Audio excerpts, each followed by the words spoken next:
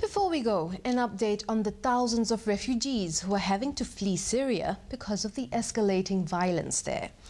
Hedinn Halldorsson is Communications Officer for Save the Children Fund at the Zata'ari Refugee Camp just inside Jordan's border with Syria.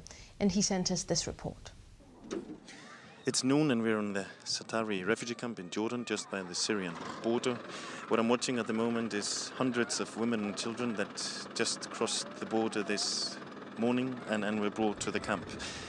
It is difficult to tell how many people precisely are in the camp. The numbers, the estimates differ from 15 to 20,000, but what we do know is that thousands of people are on the other side of the border waiting to cross. The Zata'ari camp is basically a children's camp because up to 70% of the refugees are children.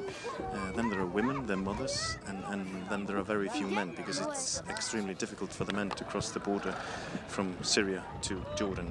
The conditions are pretty harsh. This is in the middle of a desert, so once the wind starts blowing and the sand is very fine, the dust is very fine, it gets pretty difficult to breathe.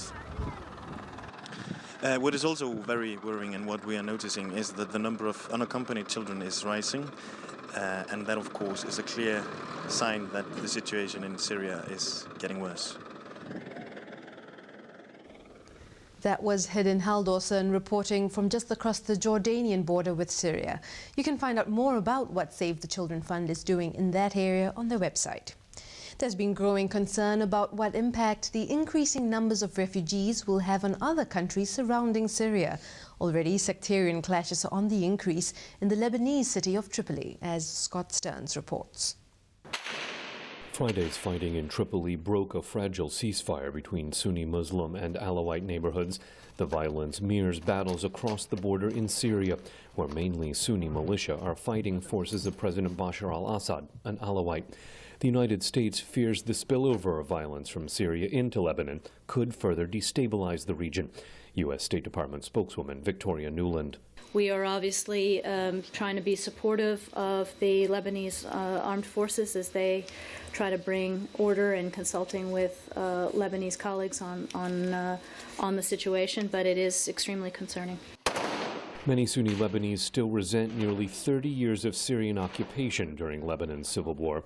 Since Syrian troops withdrew in 2005, the Iranian-backed militant and political group Hezbollah has boosted its standing among Lebanese Shiites. Cato Institute Middle East analyst Malu Innocent says that could be threatened by the spread of violence from Syria. I think we would see an erosion of political support, especially within the largely Shiite constituency of Hezbollah, if we see more violence. It simply gives more credence to the notion that Hezbollah cannot sort of create a great deal of stability within the state. Innocent says violence on both sides of the border may undermine Iran's ability to resupply its Lebanese proxy, Hezbollah. The Assad regime does remain pivotal for Iran's continued support to Hezbollah, and so if Assad goes, you really see a sort of a pillar of support for Iran plummet. Lebanese security forces have tried to separate Sunni and Alawite rivals. Paul Salem directs the Carnegie Endowment's Middle East Center in Beirut.